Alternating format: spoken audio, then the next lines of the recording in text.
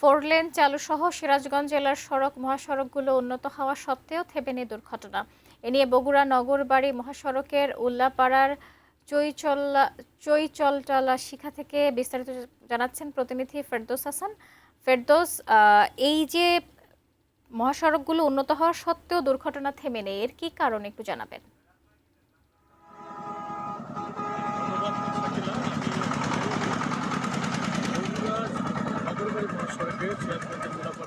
আমি রয়েছি। আপনারা জানেন যে সিরাজগঞ্জ জেলার কিন্তু ইতিমধ্যেই ফোর লেন চালু হয়েছে, অর্থাৎ যমুনা সেতু পশ্চিম সংযোগ সড়ক থেকে হাতিকুমুল থেকে চান্দাইগোনা এবং হাতিকুমুল থেকে যে বনপাড়া, এই মহাসড়কগুলো কিন্তু ফোর লেন ইতিমধ্যে চালু হয়েছে। এছাড়া জেলার অভ্যন্তরীণ যে আঞ্চলিক মহাসড়কগুলো রয়েছে, এই মহাসড়ক অটো রিক্সা, ব্যাটারি চালিত অটো ভ্যান সহ বিভিন্ন ধরনের অবৈধ যানবাহন কিন্তু দূরপাল্লার যানবাহনের সাথে চলাচল করছে, ফলে দুর্ঘটনা প্রবণতা সহ দুর্ঘটনা প্রতিরোধে বেড়ে চলেছে।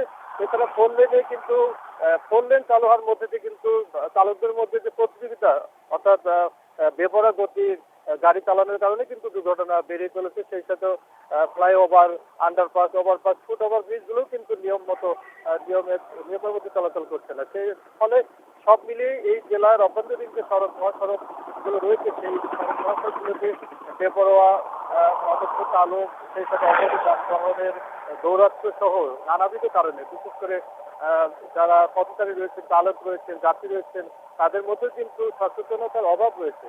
ফলে প্রতিনিয়ত দুর্ঘটনা বেড়েই চলেছে এবং এটি হার কিন্তু দিন দিন বাড়ছে।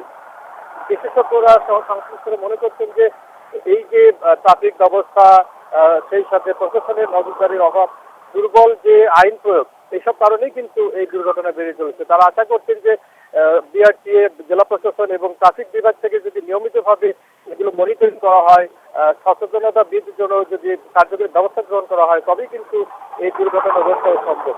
এই ছিল সিরাজগঞ্জে আঞ্চলিক মহাসড়ক, সেই সাথে মহাসড়ক সহ অভ্যন্তরীণ জেলায় যে সড়কগুলো রয়েছে, সেই সড়কের দুর্ঘটনা এবং দুর্ঘটনা প্রবণ সহ কার্যকরী কি ব্যবস্থা গ্রহণ করলে দুর্ঘটনা রোধ হবে, সেই বিষয়ে বিস্তারিত।